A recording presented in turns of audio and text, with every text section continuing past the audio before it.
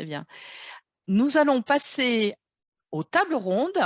Donc, c'est vrai que sur la première partie de notre matinée, je n'ai pas fait un petit point logistique, mais je vois que tout le monde a pris les choses en main, puisque vous avez en bas de l'écran un module QR qui vous permet de poser des questions, de faire des commentaires. Et ensuite, en fin de chaque table ronde, il y a un temps d'expression pour reprendre et synthétiser vos questions et vos commentaires.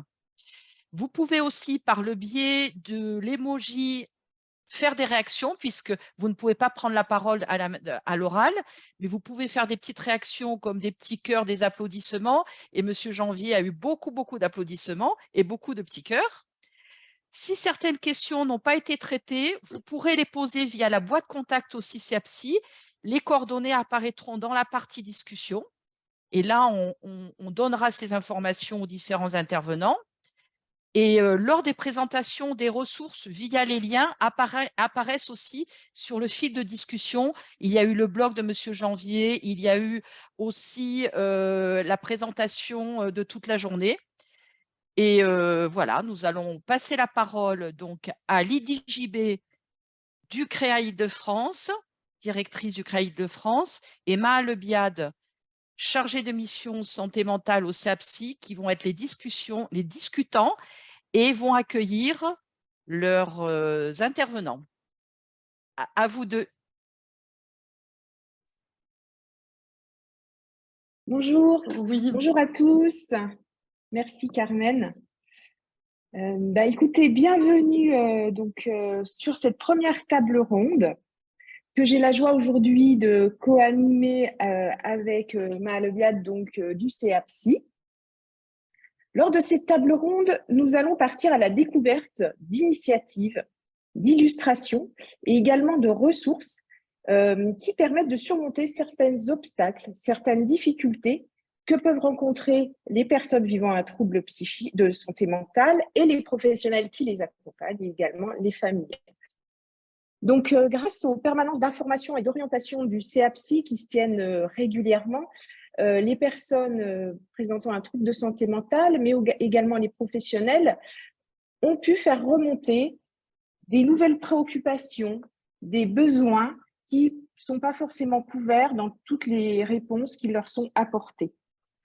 Donc, à l'occasion de cette table ronde, nous allons vous faire découvrir, grâce aux intervenants que sont Manuel Gomez, Clotilde Menet, Manon Arnaud, Victoria Leroy et Manuel Garcia, différentes initiatives, différentes ressources qui pourront vous être tout à fait utiles. Et vous pourrez retrouver toutes ces ressources donc dans l'espace de valorisation sur le site internet du CEAPSI. Donc, je vous propose que l'on commence avec Manuel Ogomas, directeur de l'ANDAT, Clotilde Mellet, accompagnatrice TSH et ANDAT, et Manon Arnaud, également accompagnatrice TSH et ANDAT, et fondatrice d'Amapola, qui vont nous parler du psychotrauma et de ce qu'elles peuvent mettre en œuvre autour de ces questions. À vous la parole. Bonjour à tous et à toutes. Je vous remercie de nous faire intervenir sur ce colloque. Donc, moi, je suis Manuel Dogomé, je suis directeur d'ANDAT TCA. Donc, ANDAT TCA veut dire établissement d'aide aux troubles du comportement alimentaire. Clotilde et Manon vont m'aider dans cette présentation. Donc, moi, je vais d'abord présenter ANDAT et ensuite Clotilde, elles vont se présenter, elles vont présenter un petit peu ce que c'est les TCA, ce qu'on y trouve derrière les TCA et les violences faites aux femmes. Et ensuite, si vous avez des questions sur comment on prend en charge ces TCA en date et comment on prend en charge ces traumas. Alors, en date, c'est une association loi 1901 qui a été créée en 2008 par 5 femmes qui venaient de la MGEN, dont le docteur Brigitte Rémy et Chantal Ruot, qui a été directrice de 2008 à 2018. Donc, en date est une association qui est financée principalement par l'Agence régionale de santé où nous avons 4 activités. La première activité d'ANDAT, ce sont des programmes d'éducation thérapeutique du patient. Nous avons 3 programmes.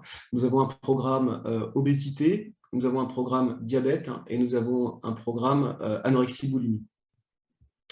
Donc, Andate est partenaire de nombreux hôpitaux, l'AP-HP, l'IMM et la Fondation Cognac-G, et le réseau Ronde, pour faire des prises en charge sur des personnes qui ont des problématiques de TCA, obésité, diabète, anorexie, boulimie. Donc, Andate a quatre axes de développement. Donc, le premier, c'est cet axe de développement sur les programmes d'ETP. On fait également des programmes d'ATP, qui est un accompagnement thérapeutique personnalisé, où on a par exemple des accords avec la Fondation Cognac-G pour accompagner leurs patients.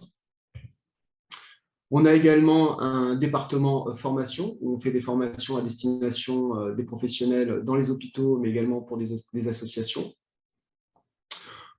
On a un autre département qui est un département recherche, où on a mené une recherche avec l'Université de Grenoble sur quelle est la meilleure prise en charge pour les TCA, qui a été menée par le docteur Roxane Turgon et qui a présenté sa thèse au mois de décembre sur les façons d'accompagner les personnes qui ont des troubles du comportement alimentaire. Donc, si cette thèse vous intéresse, vous pouvez aller sur le site d'Andate, à l'onglet recherche, et vous pouvez contacter Roxane pour avoir les résultats de cette thèse. Actuellement, on fait également une recherche avec la Pitié-Salpêtrière. C'est une recherche qui est confidentielle avec un laboratoire, donc je ne pourrais pas trop vous en parler, mais régulièrement on fait des recherches et on nous inclut dans un nombre de recherches importants autour des TCA, de l'obésité et du diabète. Et puis la quatrième partie, c'est qu'on fait des ateliers de prévention. Alors, à destination des collèges, lycées, facultés de médecine, facultés de psy, entreprises, sur ce type de problématiques d'anorexie, boulimie et surtout obésité. Voilà, et que parallèlement, on est également partenaire d'une autre structure à Toulon, qui s'appelle l'IEMC, l'Institut d'études de la maladie chronique, où on étudie la maladie chronique. Alors, juste pour vous donner quelques infos sur Andate. Donc, Andate, en fait, est très lié à la PHP, puisque les médecins du comité scientifique et pédagogique sont des médecins de la PHP. Notre médecin est un médecin de la PHP. Et également à la Fondation Cognac-G, puisque la présidente de Andate et la coordinatrice pédagogique sont du personnel de la Fondation Cognac-G. Voilà un petit peu pour Andate. Il y a 30 intervenants chez Andate. On accueille à peu près 244 patients à l'année pour des programmes de TP qui vont en général entre 9 à 12 mois pour le programme, et ensuite on les accompagne en individuel. Voilà notre champ d'expertise, et voilà ce que nous on peut faire pour des personnes qui ont des TCA en lien avec beaucoup de traumas. Et là, je vais laisser la parole à Manon et Clotilde qui vont vous présenter les TCA et les traumas. Bonjour à tous. Est-ce que j'ai partagé mon écran, mais je voulais vérifier si vous le voyez bien. Oui, c'est parfait. C'est parfait. Ok, super. Donc Clotilde, tu commences? Je vais me présenter rapidement, après je laisserai la parole à Manon. Donc, je m'appelle Clotilde, je suis patiente experte formée chez Andate. Et en parallèle, j'anime des cours de yoga et de philosophie dans divers lieux, tels que l'Adage, qui est une association drogue, alcool et jeunesse, et puis des cours d'éthique dans une école de kiné pour malvoyants. Donc, j'ai souffert il y a quelques années d'anorexie boulimie, nécessitant une hospitalisation de jour à Sainte-Anne, et durant laquelle j'ai été malheureusement marquée par le manque de considération, de confiance et d'écoute de la part de certains professionnels de santé. Et c'est à travers le yoga et la philosophie que j'ai pu apercevoir la lumière au bout du tunnel. Donc aujourd'hui, j'ai souhaité transformer cette expérience douloureuse en quelque chose de positif au service d'autres malades, notamment en accompagnement des patients et des patientes à travers le yoga et la philosophie. Donc, être patiente experte, pour moi, c'est ouvrir un espace de dialogue pour les patients, les patientes, au sein duquel il et elles puissent se sentir écoutés, entendus, mais aussi mis en confiance. Ok, et moi de mon côté, donc, je m'appelle Manon, je suis accompagnatrice TCA formée chez Andate, et j'ai une double activité entre l'écriture et l'accompagnement aux personnes qui souffrent de TCA via mon site amapola.care.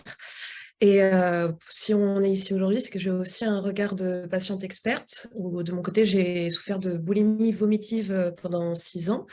Et j'ai connu la recherche, la demande d'accompagnement spécialisé jusqu'à, au final, c'était 2 mois d'hospitalisation complète à la clinique des Pages et puis plusieurs programmes d'hospitalisation de jour à Sainte-Anne.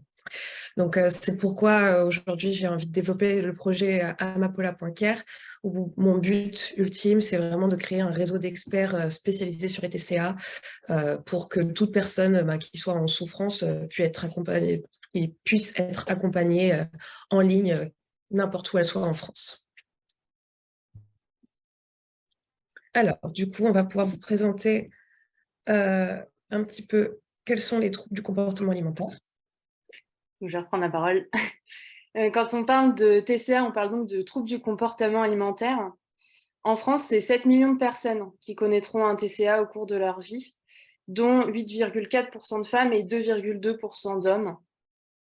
Le DSM-5, qui est une classification des maladies psychologiques, va reconnaître 3 types de TCA que je développerai un peu plus tard, et qui sont l'anorexie, la boulimie et l'hyperphagie boulimique.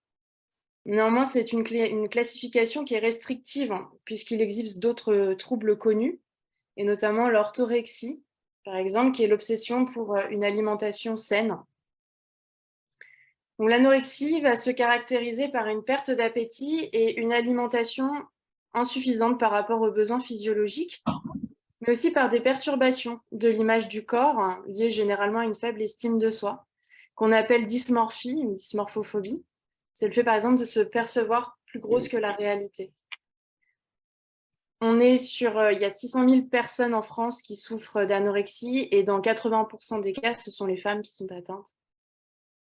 Ensuite, la boulimie se manifeste par des crises compulsives d'ingestion de grandes quantités de nourriture, suivies de comportements compensatoires, c'est-à-dire l'utilisation de purgatifs, de laxatifs, le jeûne, l'exercice physique excessif, les vomissements. Parfois, elle se couple avec l'anorexie, on parle alors d'anorexie-boulimie. Et enfin, l'hyperphagie boulimique, ce sont des épisodes récurrents de crise de boulimie, mais sans comportement compensatoire associé. Donc, tous ces troubles s'accompagnent d'autres troubles psychologiques et physiques, comme l'aménorrhée, qui est la perte de règles, la perte de cheveux, l'ostéoporose, la fatigue musculaire, des problèmes dentaires, et j'en passe. Notre rapport à la nourriture dépasse la simple question de la nutrition et cristallise souvent des blessures et des déséquilibres parfois inconscients qui sont profondément ancrés en nous. Les causes de ces TCA sont multifactorielles. Parmi elles, vous allez retrouver les violences, les traumas, la famille, la société, l'éducation, le passé transgénérationnel, qui sont autant de facteurs déclencheurs d'un trouble du comportement alimentaire.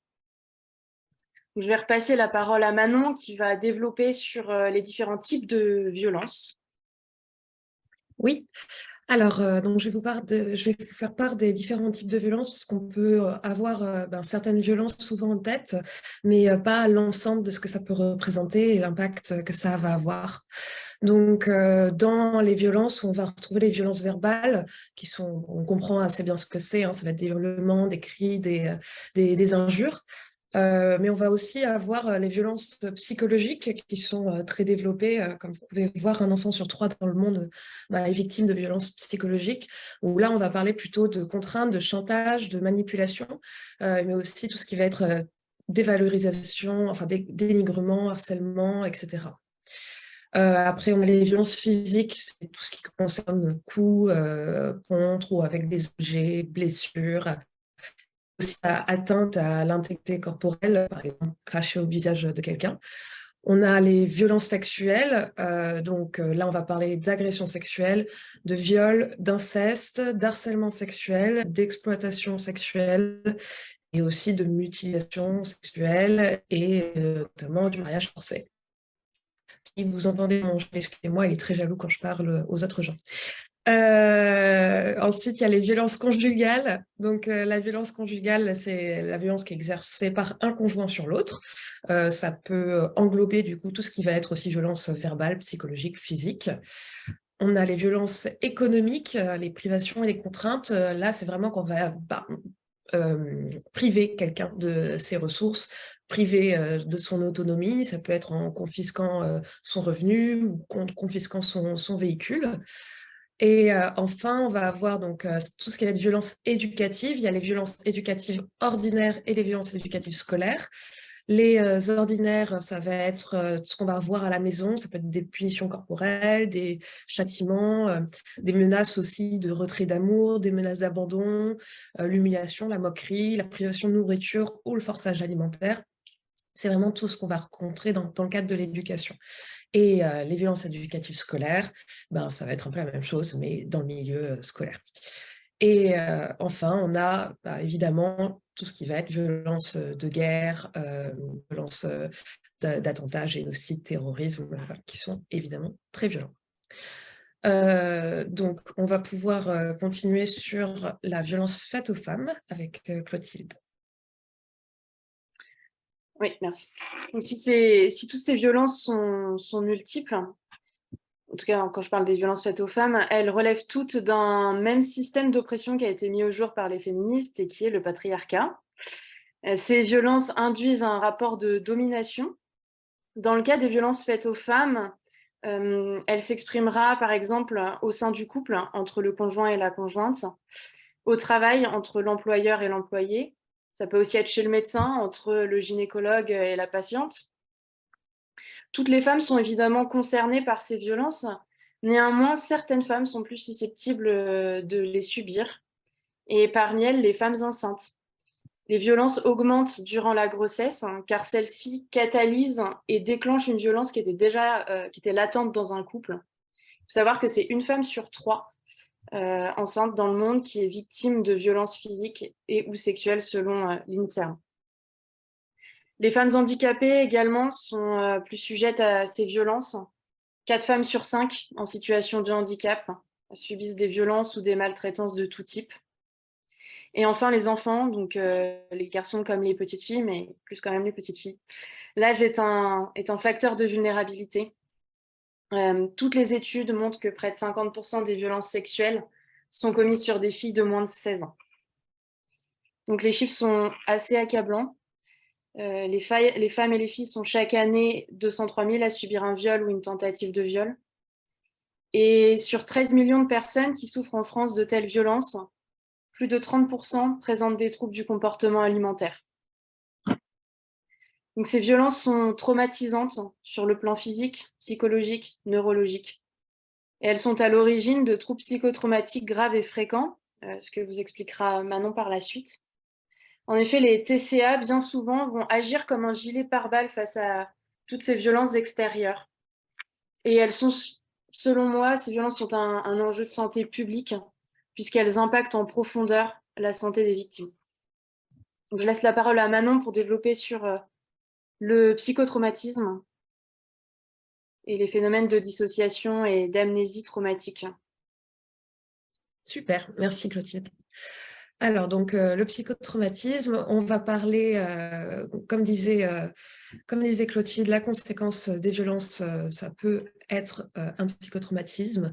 Donc, les troubles psychotraumatiques, dont l'état de stress post-traumatique, ils impliquent comme mécanisme la mémoire traumatique, les conduites dissociantes, on va parler de dissociation, et ils ont notamment des conséquences sur la santé mentale et physique. En fait, tant que la victime va être exposée à des violences ou à l'expression de sa mémoire traumatique, elle sera dissociée, elle sera déconnectée de ses émotions.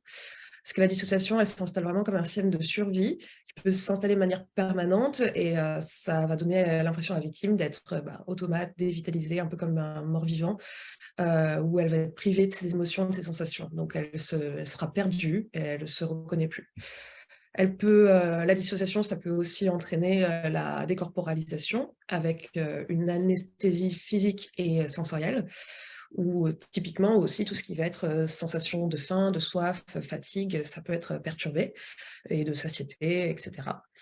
La dissociation, elle va isoler encore plus la victime et désorienter ses proches, parce que l'absence de ses émotions et l'indifférence un peu qu'elle peut dégager auprès des autres, ça ne va pas activer les neurones mémoire du processus d'empathie automatique auprès de ses proches ou même des professionnels, ce qui peut générer en eux du rejet de la personne, de l'incompréhension, de l'indifférence, voire complètement des jugements négatifs ou de la maltraitance. Et suivant l'intensité de la dissociation, La personne pourra même être amnésique, donc là on va parler d'amnésie traumatique, de tout ou partie des événements traumatisants. Donc par exemple, près de 60% des enfants victimes de violences sexuelles présentent des amnésies partielles des faits et 40% des amnésies totales. Et on va parler du coup je vais parler du lien entre les traumatismes et les TCA, parce que forcément cette dissociation émotionnelle, physique, sensorielle, en plus de la mémoire traumatique, elle va être au cœur de nombreux symptômes qu'on retrouve dans les troubles du comportement alimentaire. Donc, les TCA, ils font partie des conséquences psychotraumatiques des violences, et plus particulièrement des violences subies dans l'enfance et des violences sexuelles. Ils sont l'expression d'une mémoire traumatique ou une tentative pour y échapper, pour soulager, pour anesthésier. Donc, on va retrouver des conduites d'évitement, de contrôle, d'hypervigilance et aussi les conduites dissociantes, anesthésiantes dont je parlais avant. Et comme on évoquait, il va s'agir de conduites de survie qui vont s'imposer comme les seules solutions disponibles. Et comme leur efficacité est que momentanée, ce qui se passe, c'est que les conduites se répètent, ça engendre un phénomène de dépendance et de tolérance aussi à ces conduites. Donc, on peut prendre l'exemple de la boulimie, où typiquement, la crise de boulimie va être suivie de vomissements, elle va provoquer la dissociation. Ça va faire l'idée étant toujours de faire disjoncter le cerveau et de provoquer, que ce soit dans l'anorexie, la boulimie, l'hyperphagie, provoquer un stress extrême pour créer comme un tableau électrique, ça disjoncte. Les TCA, forcément, ils vont être très coûteux et handicapants. Ils ont un fort potentiel addictif. Et ils sont tous associés à un risque élevé de mortalité. Donc, connaître ces liens, pour conclure, connaître ces liens entre les violences, les psychotraumatismes et les troubles du comportement alimentaire, c'est essentiel parce que ça permet de mieux comprendre et prendre en charge les personnes et aussi de leur rendre justice en reconnaissant enfin l'origine traumatique de leur souffrance. Et au total, il va être essentiel pour les professionnels prenant en charge les personnes qui souffrent de TCA, de penser à rechercher systématiquement les antécédents traumatiques dans l'histoire des patients, et plus particulièrement les antécédents de violence, parce que c'est toujours, comme on dit, il faut savoir poser les bonnes questions. Quand on pose la bonne question à la personne, elle va répondre. Donc, et rechercher les troubles psychotomatiques s'il y en a pour les traiter. Voilà.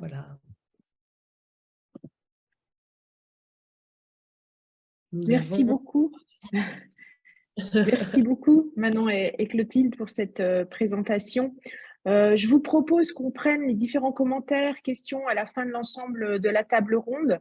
Voilà, et puis on va passer donc à l'intervention suivante, qui va porter en fait sur l'intimité, la sexualité, la vie intime des personnes qui sont concernées par les troubles de santé mentale et quelles ressources peuvent exister. Ma, est-ce que tu pourrais, s'il te plaît, partager la présentation ou tu veux que je le fasse? Je peux le faire. Super. Ouais. Merci beaucoup. Donc, Manon et Clotilde, vous avez souligné que 4 femmes sur 5 en situation de handicap subissaient des violences sexuelles.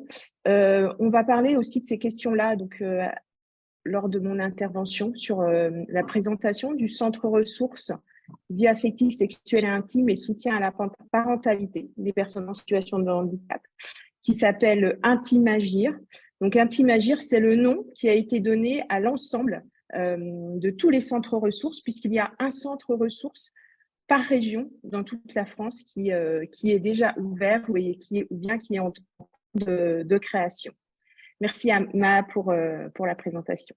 Donc, c'est moi qui vais vous présenter donc Intimagir parce que le CREA Île-de-France a la chance d'avoir été choisi par l'ARS Île-de-France pour porter le centre ressources Intimagir. En fait, pendant environ plus d'1 an, on a fait une préfiguration de ce centre ressources qui a commencé donc en 2021 et qui s'est terminé cette année. Et donc maintenant, on est vraiment dans la création de ce centre et le portage pour mener les actions nécessaires. Donc, je voulais juste vous faire un petit rappel, c'est que c'est une instruction du 15 octobre 2020 qui, en fait, lors d'une recommandation d'un sous-groupe de travail du Grenelle des violences faites aux femmes, a publié le cahier des charges de ces centres ressources, qui sont en fait des centres ressources avec et pour les personnes en situation de handicap et qui ont plusieurs missions. Une mission qui est de promouvoir de façon positive l'intimité, l'autonomie affective, sexuelle, relationnelle et le soutien à la parentalité des personnes en situation de handicap. Ce centre ressources, il doit aussi permettre l'accompagnement à la vie intime et sexuelle, ainsi que la parentalité des personnes en situation de handicap, quel que soit en fait le lieu de vie des personnes, donc qu'ils soient au domicile ou bien dans des établissements et services médico-sociaux. Et puis, il doit également organiser un réseau d'acteurs de proximité pour que toutes les personnes en situation de handicap puissent trouver des réponses, que ce soit au sujet de leur vie intime ou des violences subies. Il est également donc au service des aidants familiaux et des professionnels.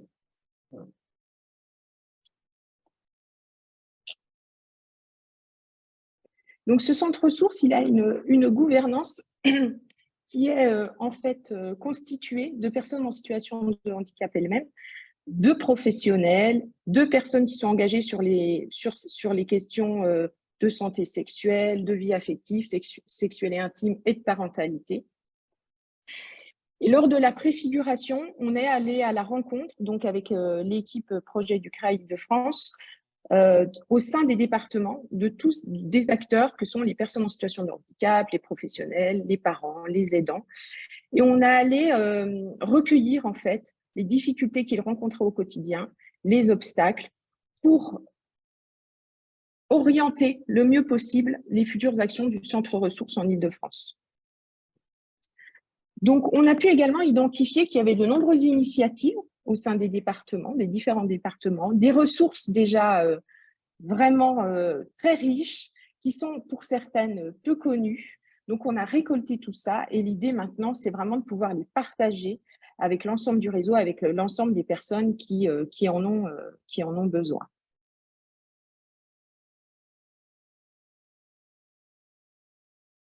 Donc, ce centre ressources, comme je vous le disais, hein, il a une gouvernance qui est très large, qui est constituée à la fois d'associations de personnes en situation de handicap, d'associations de personnes représentant des collectifs d'acteurs divers et variés, des centres ressources. En tout cas, toutes les personnes qui sont dans la gouvernance du centre ressources, qu'elles soient personnes morales ou personnes physiques, ont comme intérêt de promouvoir la vie sexuelle intime et les droits inhérents donc, à ces sujets-là. Et également, ils vont nous permettre de pouvoir mailler le territoire parce que l'Île-de-France, c'est grand et puis ces sujets concernent quand même beaucoup de monde. Donc, c'est grâce à tout ce réseau que nous allons pouvoir mener toutes les actions nécessaires.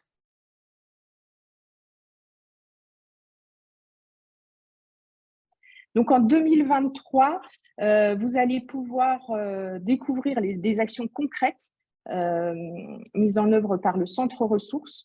On a d'abord une action d'informer et de sensibiliser. Donc, on va mettre en place des groupes d'expression avec aussi des pères aidants en santé sexuelle, par exemple.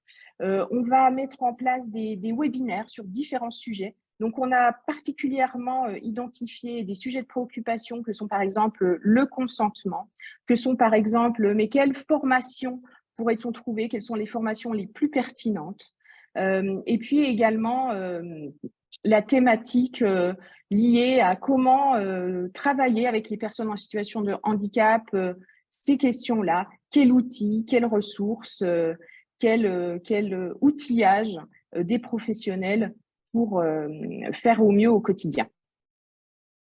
On va continuer à développer et animer un réseau. Donc, on va participer à des événements départementaux. On pense organiser également une journée régionale sur les violences faites aux femmes. Et puis, évidemment, on aura des outils tels que une newsletter pour diffuser au plus grand nombre. Et puis, on aura donc un service pour répondre à des sollicitations individuelles, donc un accueil téléphonique qui sera ouvert 3 jours par semaine, et également des rendez-vous téléphoniques ou par visio et des rencontres physiques, donc des formes de permanence Donc avec Alexis Gana, qui est un sexologue qui travaille avec nous donc sur le centre ressources, qui pourra vraiment faire un premier accueil direct des personnes ou des professionnels. Et puis évidemment, donc on va travailler sur un espace numérique, un espace ressources numérique, et une foire aux questions pour alimenter en fait les ressources existantes. Voilà, je vous remercie. Vous trouverez donc les coordonnées du Centre Ressources Intimagir sur l'espace de valorisation du CAPSI. N'hésitez pas à nous contacter. Voilà, on sait que c'est un sujet très important qui préoccupe, qui peut aussi être moteur pour mener des projets, pour participer à l'amélioration de la qualité de vie des personnes. Donc vraiment, n'hésitez pas à nous contacter. On a la chance aujourd'hui, et je suis vraiment ravie de la rencontrer en personne, d'avoir avec nous donc Victoria Leroy, qui est cofondatrice et lead design de la Maison Perchée. Donc la Maison Perchée, bonjour Victoria. La Maison Perchée, je vous laisserai, je te laisserai Victoria présenter la Maison Perchée, mais vous avez créé en fait des ressources très intéressantes sur les questions de vie sexuelle, intime, des personnes qui vivent avec un trouble de santé mentale. Donc, c'est ça que je te propose de présenter après nous avoir présenté tout ce que vous faites à la Maison Perchée. Merci beaucoup pour cette introduction. J'ai une laryngite, donc j'espère que vous m'entendez quand même. Donc, je vais partager ma présentation. Non, je ne sais plus où c'est en fait.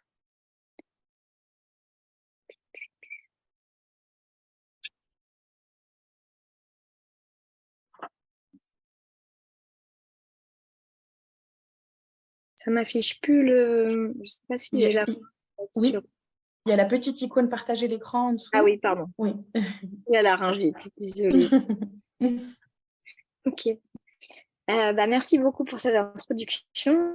Donc, je vais effectivement vous présenter un petit peu en quelques minutes la Maison Perchée, qu'on aime bien définir comme une communauté d'esprit singulier. Donc, en fait, la Maison Perchée, c'est une communauté d'entraide entre jeunes adultes concernés par un trouble psychique. On est non médicalisé et on est basé sur la paire aidance. Donc, l'idée, c'est vraiment d'encourager une meilleure compréhension de la maladie, réduire l'isolement et vraiment créer cette communauté de pair à pair, puisque nous-mêmes, nous avons fondé l'association avec un trouble pour la plupart d'entre nous. Donc, parmi les cofondateurs, donc on est 3 directement concernés par un trouble. On est 3 directement concernés par un trouble. Donc, Maxime et moi-même, on vit avec un trouble bipolaire. Moi, j'ai aussi un trouble psychotique. Et ma cofondatrice Lucille vit avec un trouble schizophrène et il se trouve qu'elle-même est médiatrice de santé pair à l'hôpital Sainte-Anne. Donc, c'est vraiment au cœur de la Maison Perchée que de valoriser le savoir expérientiel des personnes concernées et bien que nous soyons non médicalisés, de collaborer avec l'écosystème de la psychiatrie. Donc, nous avons 2 ans et 7 mois d'existence à peu près. Et nous avons actuellement donc, 3 salariés et 2 alternants. Donc, nous, notre but, ce n'est pas d'encourager directement la réinsertion professionnelle, mais la réinsertion sociale de manière générale. Et en fait, pour ce faire, on se base sur la paire aidance. Donc, actuellement, on a formé 45 paires aidants. Donc, quand on dit former, encore une fois, ce n'est pas une formation avec un diplôme professionnel, mais ça veut dire qu'on les accompagne dans l'accompagnement d'autres personnes avec un trouble psychique. Donc, on s'adresse aux 18-40 ans. Donc, on aime définir ça comme jeunes adultes. Alors, pourquoi est-ce qu'on intervient là? C'est qu'en général, un trouble psychique, donc encore une fois, ce qu'on accompagne le plus, c'est la bipolarité, la schizophrénie, le trouble borderline. Ça va se déclarer entre 18 et 25 ans. Et aussi parce qu'il y a souvent un peu un abîme pour les personnes qui ont eu entre guillemets, la chance d'être suivie en pédopsychiatrie, tout d'un coup, elle bascule dans la psychiatrie adulte.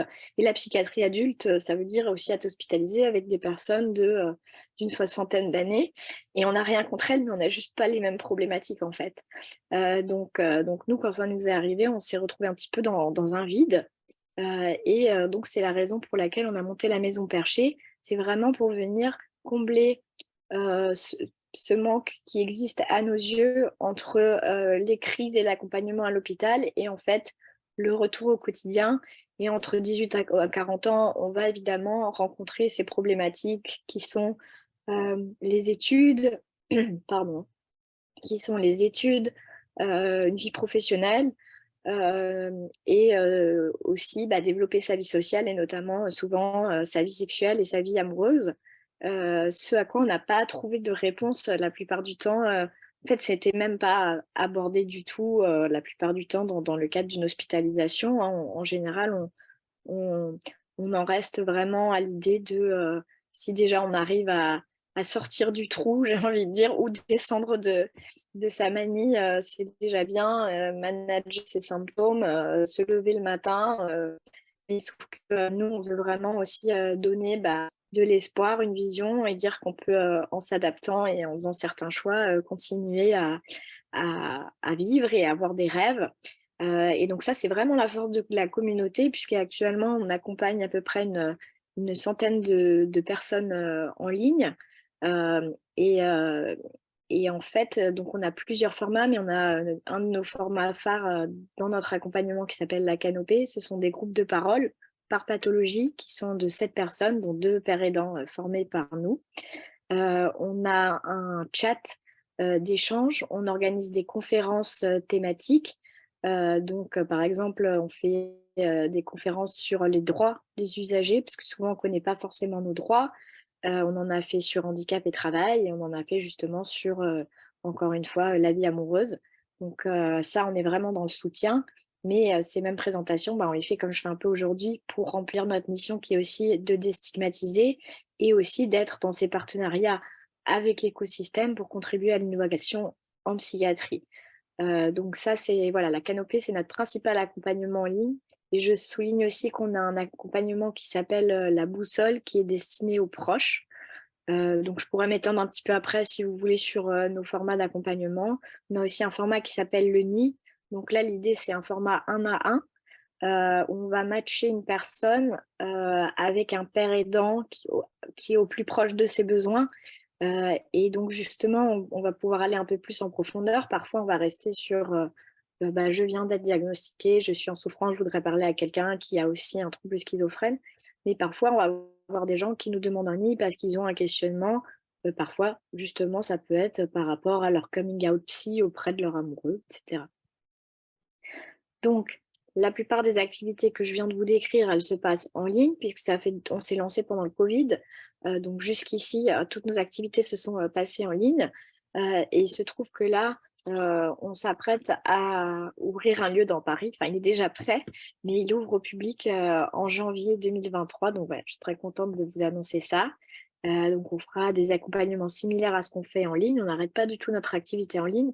Il y aura de la porosité entre les deux. Notamment parce qu'il y a des personnes avec des troubles psy pour qui c'est au contraire plus simple d'être en personne, d'autres pour qui au contraire c'est dur de sortir de chez elles, et parce qu'on veut continuer à s'adresser à toute la francophonie. Et puis dans le lieu, évidemment, ça nous permettra aussi d'autres types d'ateliers et d'interactions puisqu'on propose aussi des ateliers. Du coup, je ne vais pas trop m'étaler sur la période danse parce que là, je pense que je m'adresse à un public assez informé, mais j'ai mis ça là si jamais vous voulez récupérer la présentation après parce qu'on a une vidéo qui présente un petit peu la période danse à la Maison Perchée. Et donc, je vais entrer dans le vif du sujet. Donc, valoriser le savoir expérientiel, comme je vous disais, c'est au cœur de notre mission. Et l'idée, c'est d'aller un petit peu dans la subtilité du quotidien aussi quand on fait ça. Et pas uniquement notre savoir expérientiel, même si c'est très important, ce qu'on peut apporter dans la prise en charge à l'hôpital, c'est apporter ce savoir sur tous les différents plans possibles. Et donc, on est très heureux parce qu'en fait, c'est le CEJAD de Sainte-Anne, donc un centre destiné aux jeunes adultes atteints notamment de troubles psychotiques, donc centre d'évaluation pour jeunes adultes et adolescents du GHU, donc il est situé à Sainte-Anne, qui est venu vers nous en fait pour une collaboration, qui est en fait une collaboration assez large, hein, puisqu'on l'a faite avec de nombreux acteurs, donc le CEJAD, le réseau Transition de l'Institut de psychiatrie, le GHU, Psycare, et donc voilà, on est vraiment, on a été très, très heureux d'être invité à participer à ce projet, puisque ça montre aussi qu'il y a des choses qui bougent en fait dans le système. Donc on a réalisé à peu 13 brochures jusqu'ici et on a une dizaine qui arrivent l'année prochaine sur d'autres thématiques. Donc on en a aussi bien réalisé sur les troubles en tant que tels. Donc vous pouvez voir là en bas à droite, par exemple, mieux vivre avec un trouble schizophrénique ou la dépression, trouble anxieux, trouble bipolaire. Le trouble borderline, ça sera pour l'année prochaine. Mais on a essayé d'aller dans des sujets qui vont plus loin, qui sont plus larges, notamment comprendre et lutter la stigmatisation et les troubles psychiques. La neuropsychologie. L'année prochaine aussi, on va avoir la distinction entre un psychiatre, un psychologue, etc. Expliquer qu'est-ce que c'est que les différents types de psy. Et donc, pour les réaliser, donc on s'est vraiment... en fait, moi, j'ai été designer chez Facebook pendant plusieurs années, donc j'ai l'habitude aussi de l'idée des workshops. Je suis en charge du design et de la création et de la rédaction à la Maison Perchée, en plus d'être cofondatrice. Donc, j'ai organisé des ateliers soignés et soignantes, en fait, pour venir co-rédiger le contenu, évidemment, en se basant sur une base scientifique existante et pédagogique existante, et venir challenger, en fait, le contenu. Donc, exemple, c'est vraiment du contenu qui est fait par et pour les jeunes adultes. Donc, il y en a qui ont été faits notamment sur le sommeil à l'adolescence et les jeunes adultes et l'impact sur la santé mentale.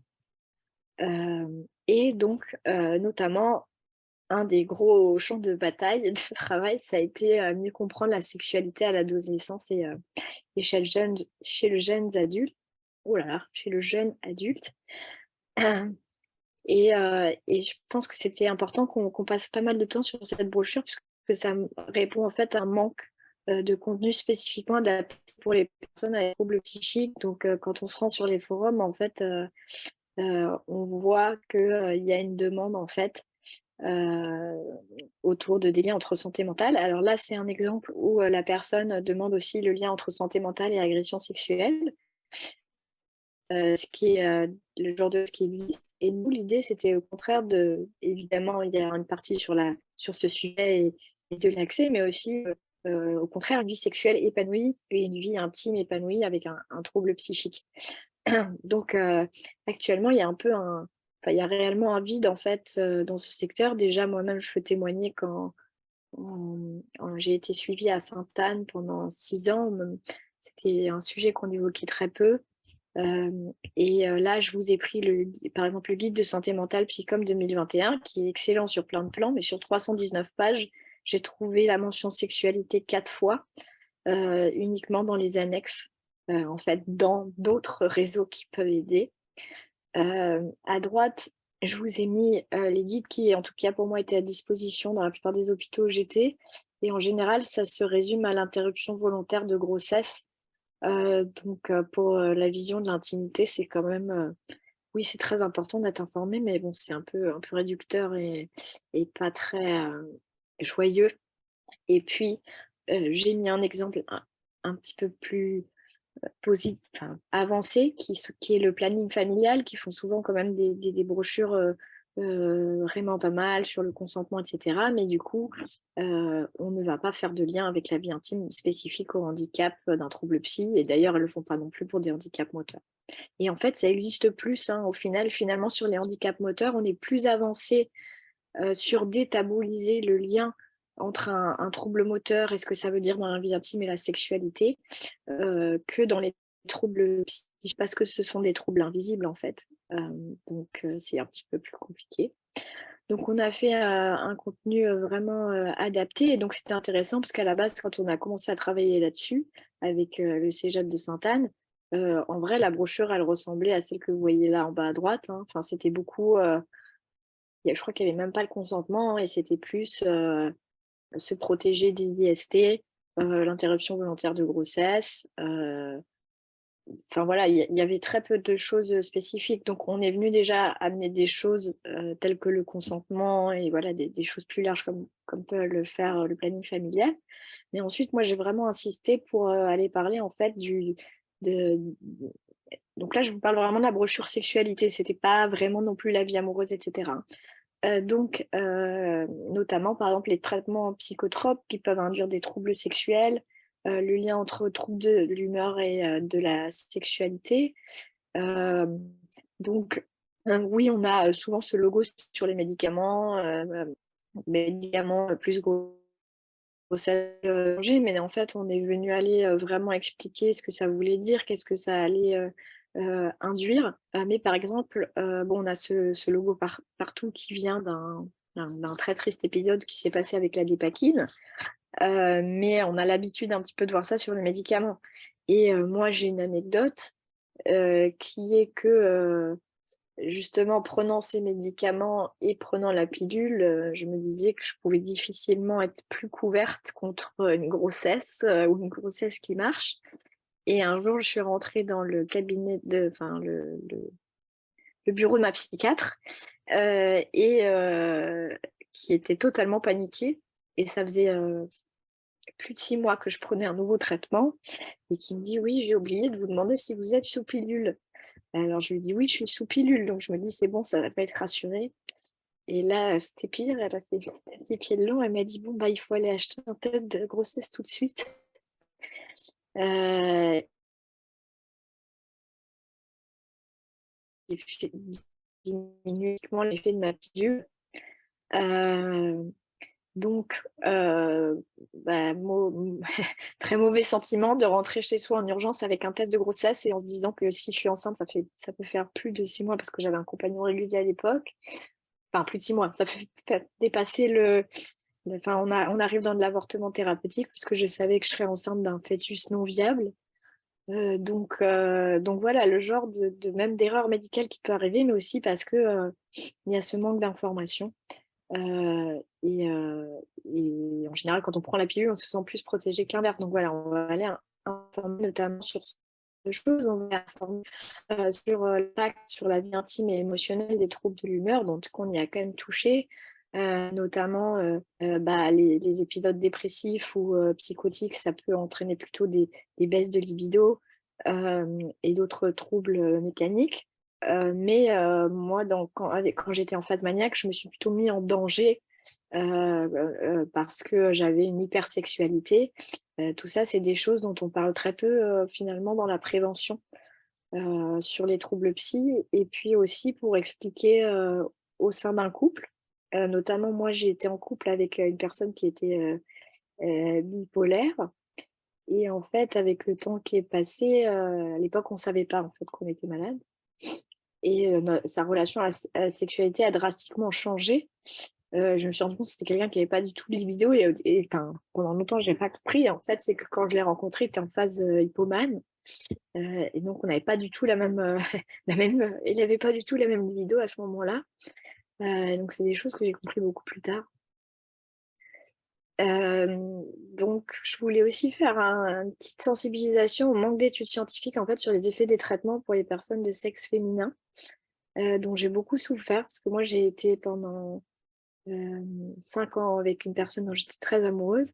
Et quand on a après 8 essais de traitement, enfin trouvé un traitement qui me correspondait, j'ai perdu toute libido. Donc, c'est très compliqué de gérer ça au sein d'un couple sur le long terme. Il y a beaucoup de culpabilité. Et ce qui m'a le plus choquée, c'est qu'en fait, pendant plusieurs années, donc j'en ai parlé à ma psychiatre, qui m'a toujours dit: «Non, mais il n'y a pas d'études qui sont prouvées sur votre médicament, que ça crée une baisse de libido» et cetera. Et moi, en plus, ayant enfin un traitement qui marchait, j'avais pas forcément envie de changer. Et finalement, je me suis rendu compte, au bout de 3 ans de pas de libido, de me dire: «Mais je vais quand même aller chercher moi, s'il y a des études et pas juste qu'on me dise qu'il y en a pas». En fait, je me suis rendu compte qu'il y en avait beaucoup Il y en avait beaucoup qui étaient sur les hommes. Donc, on se rencontrait que les hommes avaient une chute de libido, ils avaient des troubles de l'érection. On l'a fait même sur les animaux et pas sur les femmes. Donc voilà, on peut se dire que si les hommes n'ont plus de libido et des problèmes d'érection, le même médicament peut quand même très probablement créer des effets chez les femmes. Et les études enfin en tout cas, quand on prend par exemple la notiste du Tegretol, donc de la carbamazépine, les effets dont on nous parle, ça va être de la sécheresse vaginale ou de la lactation, quoi. Alors, Victoria, juste excuse-moi, j'ai le mauvais rôle aujourd'hui. C'est que voilà, est-ce que tu peux conclure pour qu'on puisse ensuite passer la parole à Manuel, puis surtout avoir aussi un temps d'échange et certainement qu'il y a des gens qui vont réagir à toutes ces présentations. Donc voilà. Merci Victoria, excuse-moi de. Non, tu fais bien, j'arrive au bout. Donc voilà, l'idée c'était aussi de dire est-ce qu'on peut pas envisager des relations intimes en fait, amoureuses, émotionnelles lorsqu'on vit avec un trouble psy. Et du coup, je vous invite aussi à aller voir des design fiction en fait qu'on a fait avec Ouzbek Erika, où justement on parle du coming out psy et des rencarts en fait quand on vit avec un trouble psy, parce que c'est une grosse question, genre à quel moment on parle de son trouble psy. Donc, je pourrais vous en reparler lors des questions. Mais donc, on invente aussi un petit peu des dispositifs, genre si finalement je découche, on imagine des pharmacies de secours, on peut prendre son médicament en urgence. Donc, je vous invite à aller voir toutes ces brochures qui sont en open source sur notre site et qui sont aussi sur le site Santé Psy Jeune. N'hésitez pas à nous faire des retours parce qu'on continue d'itérer sur les contenus. Et vous pouvez donc retrouver tout ça sur maisonperchée.org et bientôt venir nous voir dans notre lieu qui sera ouvert notamment au public dans le 11e. Merci beaucoup Victoria. Encore bravo à toute l'équipe de la Maison Perchée pour cette créativité, la mise en avant du savoir expérientiel sur ces questions-là. C'est vraiment tellement important. Merci beaucoup Victoria. Donc, je vais passer la parole maintenant à Manuel Garcia, donc, qui va nous parler du bénévolat comme levier d'inclusion. Emmanuel est chargé des programmes inclusifs et d'innovation chez Benenova. À toi, Manuel. Merci beaucoup Lydie, Emma et au CFC pour organiser ce colloque et puis pour nous avoir proposé d'y participer. On le fait vraiment avec grande joie. Donc, je vais vous partager mon écran puisque j'ai une petite présentation assez succincte. Voilà, normalement, vous devriez le voir.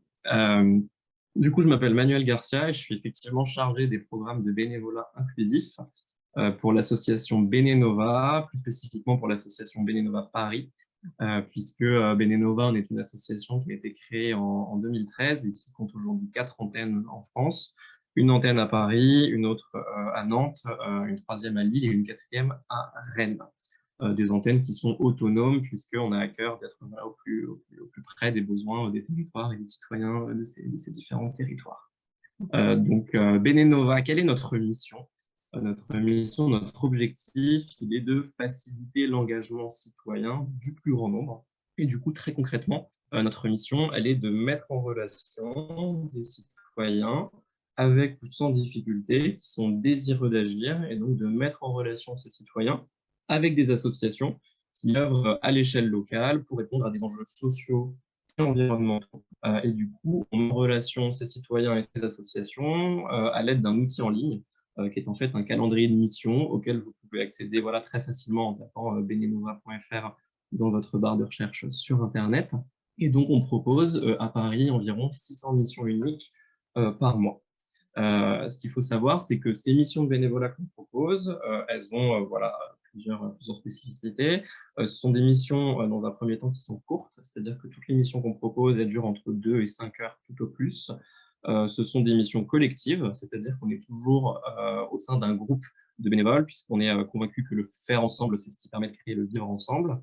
Ce sont également des missions qui sont ponctuelles, c'est-à-dire qu'on n'a pas besoin de s'engager sur le long terme pour pouvoir faire des missions. On peut aussi tester plusieurs missions, par exemple se mobiliser une semaine sur une distribution de colis alimentaires à des personnes en situation de précarité, et la semaine suivante aider par exemple au ramassage des déchets dans un quartier de Paris.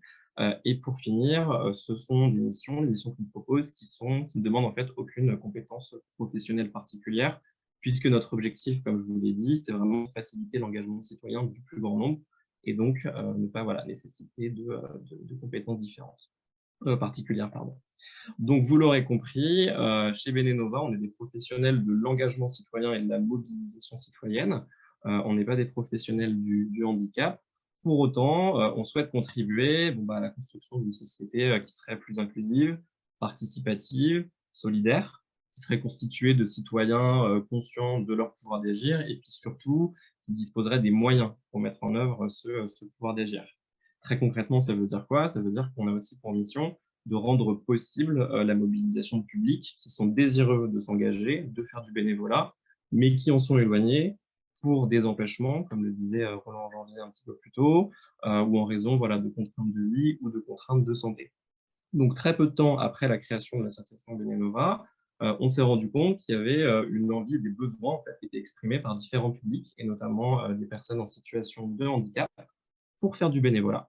Donc, on a été contacté par des structures médico-sociales, et notamment un institut médico-éducatif, les Glycines, pour ne pas le citer, qui accompagnait des jeunes qui souhaitaient en fait faire du bénévolat et s'engager. On a trouvé que c'était quand même une idée très intéressante, donc on s'est lancé dans cette aventure et on a créé en parallèle un autre programme de bénévolat inclusif. Donc aujourd'hui, on a 2 grands programmes de bénévolat inclusif chez Benenova. Un premier qui s'adresse à des personnes en situation de grande précarité, des personnes qui pourraient être sans abri, en situation d'exil, et un deuxième à destination de personnes en situation de handicap mental ou qui vivent avec des troubles psychiques. Du coup, notre mission, plus spécifiquement, puisque c'est le sujet qui nous intéresse aujourd'hui, pour les personnes qui sont en situation de handicap mental ou qui vivent avec des troubles psychiques, c'est de proposer des missions à ces personnes, des missions de bénévolat, et de les adapter au profil de ces personnes, donc à la fois à leurs envies, et aussi à leurs besoins et aux différentes difficultés, aux contraintes qui sont les leurs. Dans l'objectif principal, qui est d'inverser la relation et d'en aider, puisque ce sont des personnes qui sont souvent dans la position d'aider et qui ont moins l'occasion de devenir aussi des personnes aidantes pour d'autres publics. Et c'est véritablement notre objectif que de leur permettre de le faire et de leur permettre aussi de prendre conscience que c'est tout à fait possible pour provoquer un changement de regard à la fois de ces personnes par rapport à elles-mêmes, mais aussi provoquer un changement de regard par rapport à nos associations partenaires auprès desquelles ces personnes se mobilisent, et aussi auprès des autres bénévoles qui se mobilisent sur ces actions. Donc depuis 2016-2017 et le début de ce programme de bénévolat inclusif, pour pouvoir accompagner ces personnes, on a construit une méthodologie avec trois grandes étapes. Notre objectif, dans un premier temps, c'est évidemment de rencontrer ces personnes, puisqu'on fait ça toujours en lien avec les personnes, les structures qui les accompagnent, les proches aidants, quand ce sont les proches qui nous orientent ces personnes, et puis évidemment les associations de terrain, puisqu'on va répondre à un besoin qui est aussi celui du terrain. La première étape, évidemment, lors de l'échange, c'est l'identification des freins à la mobilisation sur le terrain pour pouvoir mieux les lever. On a ensuite une mission un petit peu comme la Maison Perchée de sensibilisation, puisque toutes les associations de terrain ou les bénévoles ne sont pas forcément sensibilisés à la thématique du handicap. Pour autant, il y a aussi beaucoup d'envie et beaucoup de curiosité aussi pour pouvoir accueillir des bénévoles qui seraient en situation de handicap. Et donc, on a véritablement cette mission de pouvoir sensibiliser les associations pour pouvoir aussi du coup adapter les missions de bénévolat sur le terrain et que ça puisse correspondre aux besoins, aux contraintes, aux difficultés de tout le monde. Et la troisième brique dans cette méthodologie, c'est l'accompagnement sur le terrain. Il y a toujours personnes qui accompagnent nos bénévoles sur le terrain, des personnes qui sont du coup des professionnels du médico-social, mais nous, membres salariés de l'équipe Benenova, on se déplace aussi sur le terrain pour faciliter le bon déroulement de la mission et puis pour aider aussi à la création de liens avec les autres bénévoles, puisque notre objectif, évidemment, c'est de faire de la mixité et de permettre à tous les bénévoles de créer du lien et véritablement de faire, et ça rejoint un peu ce que disait Roland Janvier en introduction de ce séminaire, et une formulation que j'ai trouvée très intéressante, c'est non plus ne plus être face à face, mais véritablement être côte à côte dans la réalisation d'une mission, qui est en plus une mission d'intérêt général et donc au bénéfice de toutes et tous, Et en termes d'effets et plus encore de bienfaits pour les personnes qui participent à cette action ou pour leurs proches, il y a un véritable sentiment d'utilité, de fierté aussi, qui est vachement valorisant. Et puis aussi, c'est un vrai levier pour la prise de confiance en soi. Donc, je vous parle de ces programmes de bénévolat inclusif. Ce que j'ai oublié de vous dire, c'est qu'on avait conçu cette prise de parole à l'origine pour être une intervention à deux voix, entre moi d'une part, et puis d'autre part, un bénévole en situation de handicap que l'on accompagne actuellement, puisque les meilleures personnes, les personnes les mieux placées pour parler de l'engagement, ce sont les bénévoles. Malheureusement, pour des contraintes techniques et d'agenda, ça n'a pas été possible. Mais du coup, ce que je vous propose de faire, c'est d'illustrer aussi un peu mon propos pour que ce soit un petit peu plus concret. Et du coup, je voulais vous donner quelques exemples en fait, de missions de bénévolat sur lesquelles se mobilisent très régulièrement des bénévoles en situation de handicap que l'on accompagne. Donc là, vous avez deux images de deux missions bénévoles volontairement assez différentes et qui correspondent en fait à des profils, à des envies, à des besoins assez spécifiques et particuliers. On a d'une part à gauche du coup une mission de préparation et de confection de repas chauds avec une association, une très belle association qui s'appelle L'un et l'autre et qui a pour mission, comme vous pouvez le voir, de cuisiner et distribuer des repas chauds à des personnes en situation de précarité, notamment à la porte de la Villette. Et à droite, une mission un petit peu différente d'une association, très belle association également, qui s'appelle Véniverdi et qui installe en fait des jardins potagers sur les toits des bâtiments à Paris et en particulier dans les établissements scolaires. Puisque voilà, il y a tout un aspect sensibilisation des publics jeunesse sur ces thématiques-là. Ces deux missions sont vraiment des missions sur lesquelles se mobilisent tous les mois des jeunes qui sont accompagnés par des structures partenaires. Quand je parle de ces structures, ce sont généralement des instituts médico-éducatifs, des centres d'activité de jour ou bien des services d'accompagnement à la vie sociale, des SAVS. Mais ça peut être tout type de structure. Et du coup, pour vous donner un exemple d'adaptation aussi des missions, puisque notre rôle, il est véritablement d'adapter les missions au profil des bénévoles en situation de handicap que l'on accompagne. La mission avec l'un et l'autre de préparation et de confection de repas chauds, c'est une mission qu'on a ciblée parce qu'elle nous paraissait intéressante, parce qu'on est à la fois dans une activité manuelle qui est assez sympa, avec d'autres bénévoles aussi. Donc, c'est une activité qui est assez conviviale et chaleureuse. Après, c'est aussi une mission qui est longue, elle dure 4 heures. Donc, en fait, en amont de la mission, sur laquelle on a mobilisé 3 bénévoles et du coup 2 accompagnateurs, un bénénovat et puis un du centre d'activité de jour, on a décidé de réduire la durée de la mission. On a aussi décidé de faire participer des bénévoles un jour de la semaine où l'activité était moins dense, en l'occurrence le mercredi, d'aménager des pauses très régulièrement, tous les quarts d'heure, toutes les demi-heures, et aussi de permettre aux bénévoles en situation de handicap qui se mobilisaient sur cette action de partir plus tôt s'ils se sentaient trop fatigués ou s'ils en ressentaient l'envie ou le besoin. Ça a vachement bien marché puisqu'ils reviennent toutes les semaines ou tous les mois. La mission du coup de l'Ardinage, la deuxième mission, elle correspond aussi à un autre type d'envie, un autre type de besoin, parce que c'est une mission d'une part qui est en extérieur, c'est sympa. Par contre, en hiver, il faut juste s'habiller en conséquence. C'est une mission qui est un peu plus calme en termes de rythme, en termes de cadence, qui est assez apaisante et qui est moins en contact aussi avec le public. Donc, c'est deux exemples un peu différents de missions que l'on propose très régulièrement et qui plaisent beaucoup aux bénévoles que l'on accompagne, mais pas seulement aux bénévoles, aussi aux structures qui les accompagnent et puis aux proches de ces bénévoles qui voient de vrais effets, de vrais bienfaits sur ces bénévoles.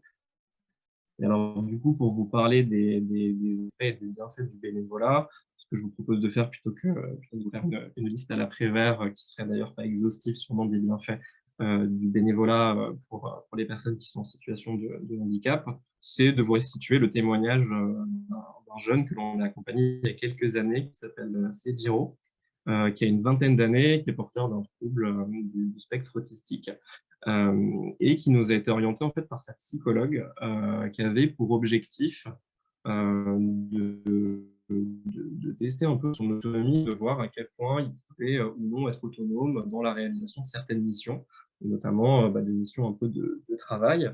Et puis, elle avait aussi pour objectif de faire prendre conscience à Cediro tout à fait capable de réaliser ce genre de mission et d'évoluer aussi dans un environnement avec des personnes qui ne connaissent pas forcément pour réaliser voilà, une mission d'intérêt général. Donc, cette psychologue nous a contactés. On a suivi notre méthodologie dont je vous parlais tout à l'heure, c'est-à-dire qu'on a rencontré Sejiro et ses parents, et cet échange, ce premier échange, il avait véritablement pour objectif d'une part de faire connaissance, d'autre part de comprendre quels étaient les centres d'intérêt de Sejiro, puisque l'idée c'est vraiment de pouvoir proposer aussi à ces personnes des actions de bénévolat qui vont leur plaire, et puis de comprendre aussi ses difficultés éventuelles. En l'occurrence, dans son cas, il y avait une sensibilité au bruit et puis des difficultés liées à la motricité fine et à l'élocution. Donc, on a pris ça en compte et on lui a proposé de se mobiliser sur une mission de distribution de paniers repas à des personnes en situation de précarité avec une association que vous connaissez probablement toutes et tous, les Restos du Cœur, qui est un des plus gros partenaires du coup, de Benenova, à la porte de la à nous, c'est un gros centre de distribution. Donc, après l'échange qu'on a eu avec Sejiro, ce qu'on a fait, c'est qu'on a pris contact avec l'asso, les Restos du Cœur, pour les sensibiliser au projet, puisqu'on était vraiment là au début du projet, de ce programme de bénévolat inclusif.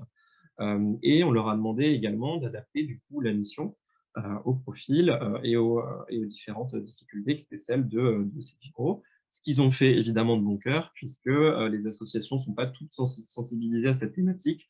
Pour autant, il y a quand même une vraie envie de pouvoir accueillir voilà, des bénévoles qui ont des difficultés, que ce soit un handicap, un trouble ou autre chose. Donc, on a décidé, un peu comme pour l'un et l'autre, de réduire la durée de la mission et surtout en amont de définir très clairement les missions qui seraient celles de Sejiro lors de la mission. Parce qu'on avait vraiment pour objectif de le mettre en confiance avant même le début de la mission pour qu'il puisse se sentir à l'aise au moment de la mission. Donc, on a choisi de lui donner à faire des tâches assez répétitives, qui ne faisaient pas trop appel à la motricité fine. Et donc, au début, les tâches, c'était très concrètement ouvrir les barquettes, séparer les yaourts, pouvoir les mettre dans les différents cajots, comme vous pouvez le voir sur les photos. Et au fil de cette mission et des semaines, puisque c'est une mission qui a été réalisée toutes les semaines pendant un certain temps, on s'est rendu compte, et Sejiro lui-même s'est rendu compte, et c'est lui qui nous en a fait part, qu'il prenait de plus en plus confiance en lui. Et du coup, on lui a proposé d'enrichir un petit peu ses missions, et donc de lui donner des tâches un petit peu plus rythmées, un petit peu plus cadencées. Par exemple, mettre le pain dans les sacs à une vitesse assez importante. Voilà, ce genre de tâches. Je vois que l'heure tourne, donc Oui. je ne vais pas tarder à finir. Je termine juste là-dessus, du coup, il n'y a pas de problème. Et après, du coup, cette mission, ce qu'on a décidé de faire, c'est un retour d'expérience avec à la fois Sejiro, ses parents et sa psychologue. Donc, c'est vraiment les trois composantes essentielles de notre programme de bénévolat inclusif. Ce qu'il en est ressorti très rapidement, c'est qu'il a vachement pris confiance en lui, un sentiment de fierté aussi, et un vrai sentiment aussi de plaisir de pouvoir d'avoir eu en fait la possibilité de rencontrer d'autres personnes, des personnes qu'il n'aurait pas forcément rencontrées dans son quotidien, puisque comme je vous le disais un peu plus tôt, notre objectif c'est vraiment de faire de la mixité et de permettre à tous les bénévoles, quelles que soient leurs contraintes, quels que soient leurs empêchements, quel que soit leur parcours de vie, d'être sur un pied d'égalité pour agir sur des missions qui sont des missions d'intérêt général. Voilà globalement ce que je voulais vous dire sur les programmes de bénévolat inclusif. Et évidemment, si vous avez des questions, des remarques, je suis à votre disposition pour y répondre. Et mes slide, si vous souhaitez avoir plus d'informations sur le bénévolat ou le bénévolat inclusif, voilà, vous pouvez évidemment contacter à ces Merci beaucoup, Emmanuel. Justement, on avait prévu une petite période d'échange, donc on a une question pour vous. On a sélectionné 3 des questions que vous nous avez envoyées comme la retourne. Et donc, on a une question pour vous, Emmanuel, pour Benenova. D'après mon expérience, le bénévolat est très apprécié par les personnes accompagnées. Le frein principal demeure la crainte ou la réalité du rejet, pour reprendre le propos de M. Janvier. Oui, complètement. Alors, la crainte du rejet, effectivement, là, ça se joue en amont. Donc, nous, on travaille, comme je vous disais un peu plus tôt, vraiment main dans la main avec les structures qui accompagnent les bénévoles qui sont en situation de handicap. Donc, on travaille vraiment aussi à déblayer le terrain un peu, hein, essayer voilà, de mettre les choses à plat, de voir quelles peuvent être les craintes ou les appréhensions de ces personnes, de les rassurer aussi à ce sujet. Et puis, rassurer aussi les personnes à ce sujet, ça passe par une étape qui est essentielle, c'est la sensibilisation des associations de terrain. Donc, on se met toujours, en fait, ce que j'ai pas dit, mais je vais le dire tout de suite, toutes les missions de bénévolat qu'on propose sur notre calendrier en ligne, ce sont des missions qui, avant d'être publiées, sont testées par les personnes qui font partie de l'équipe de Bénénova Paris. C'est pareil dans toutes les villes de France où on est implanté. Et avant du coup, de mobiliser un nouveau bénévole qui est en situation de handicap, nous, du coup, c'est moi ou la personne, Christy, avec qui je travaille en binôme sur ces programmes de bénévolat, on se mobilise sur le terrain, on fait la mission, on réalise la mission. Donc, si je veux par exemple mobiliser un bénévole sur une distribution de panier repas avec les Restos du Cœur, eh ben, je vais y aller, je vais aller boulevard Ney ou à la porte de la Villette, je vais réaliser la mission, je vais en parler du coup avec le référent de l'asso, voilà, du profil de la personne qui sera là la semaine prochaine, le mois suivant, peu importe. Et on va essayer d'en parler ensemble pour définir très clairement les tâches, les missions, et aussi à charge voilà, du référent de l'association qui a été sensibilisé de pouvoir porter aussi cette parole auprès des autres bénévoles qui seront présents lors de la mission, puisque notre objectif, à travers cette sensibilisation, c'est aussi de provoquer le changement de regard et du coup de permettre à ces gens qui sont acteurs sur le terrain, eux-mêmes, de répandre ensuite la bonne parole, si je puis m'exprimer de la sorte. Voilà, j'espère que j'ai répondu à la question. Super, merci beaucoup Manuel. Oui, donc là, l'idée, c'était aussi de prendre une question pour Andette et une dernière pour Imagine. Donc, Anti-Imagir, pardon. Et donc, la question pour Andette, si Manuel et Manon peuvent y répondre, c'est en ce qui concerne les TCA dont peuvent souffrir des personnes en situation de handicap vivant en appartement. Les équipes éducatives terrain non expertes sur ce point sont parfois démunies. Pouvez-vous soutenir par des ateliers de prévention, par exemple, les personnes en situation de handicap qui seraient hébergées en établissement médico-social non médicalisé? Merci à vous. L'idée, c'est si c'est possible, Manuel et Manon, de faire un peu des réponses brèves, comme ça on pourra enchaîner un peu sur un temps de pause. Merci. Alors, je vais répondre très brièvement. Oui, on fait des actions de formation et des actions de prévention auprès des équipes. Et pour les personnes qui ont été TCA, effectivement, on a des programmes d'éducation thérapeutique sur la version anorexie boulimie ou sur la version hyperphagie. Et donc là, c'est effectivement de nous adresser à la personne via son médecin traitant ou via nos partenaires de la PHP et autres pour qu'on puisse les prendre en charge. Voilà, très rapidement. Super, merci beaucoup, Manuel. Et donc, Lydie, si on peut venir sur la question qui vous est adressée, est-ce que ce centre propose, en parlant d'Anti-Imagir, des formations sur ce sujet pour les professionnels? J'avoue être démunie pour accompagner les personnes sur cette thématique. Ok. Des actions de formation, mais qui vont plutôt être de la sensibilisation, parce que le centre ressources, il n'a pas vocation à faire de la formation à proprement parler. Par contre, on peut vraiment faire une analyse avec les personnes qui le souhaitent pour voir vers quel type d'organisme de formation on peut les orienter. Voilà, donc ça, c'est tout à fait possible. Et puis, évidemment, on fait de la sensibilisation, donc n'hésitez pas à nous dire. Super, merci beaucoup pour vos réponses. Merci Didier aussi pour l'animation. Donc là, l'idée, c'était de prendre une petite pause technique de 5 minutes, on peut se dire jusqu'à midi 1. Donc n'hésitez pas, pardon, à 11h30, 11h31. Donc n'hésitez pas à nous faire parvenir vos questions aussi si vous voulez. On les transmettra aux différents intervenants et intervenantes. 5 minutes de pause.